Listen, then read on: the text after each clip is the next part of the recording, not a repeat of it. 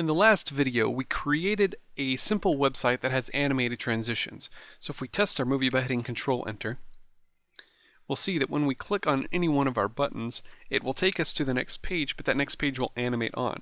So if we click on About Us fades in. If we click on Contact, Contact fades in.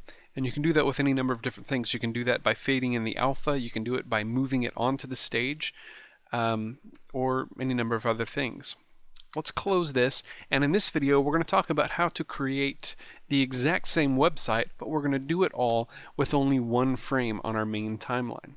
And the way we're going to do that is we're basically going to stick all the rest of these frames where we have all of our animations, we're going to stick all of that into a movie clip.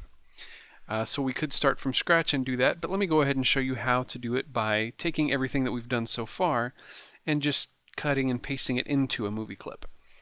Okay, so we have on the bottom two layers our buttons and our menu bar. We're going to leave those alone. We're going to go ahead and leave those on their own layers, and then we'll put everything else, the labels and the content and the stop actions, we'll put all of that inside a movie clip. So I'm going to click on the bottom right frame and drag to the left for the content layer, and I'm also going to drag up so that all of the frames for the stop layer, the labels layer, and the content layer are selected. So we want all of those selected, and then we will cut those frames. Now there are a couple of ways we can do that. We can right click and then go down to cut frames, or we could use the keyboard shortcut. Let me highlight that again. We could use the keyboard shortcut, which is Control Alt and X. If you just hit Control X, that won't work. That'll cut selected items from the stage, but it won't cut frames. To cut frames, you'll hit Control Alt and X, or if you're using a Mac, that would be Command Option and X.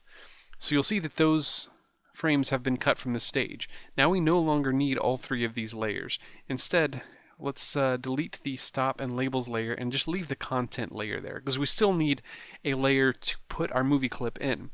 So we're going to click on frame 1 for our content layer, and let's go to Insert, New Symbol, and this is going to be a movie clip symbol, so make sure movie clip is selected, and we'll call this content. This is all the content of our website. So we'll click on OK. Now we're inside that content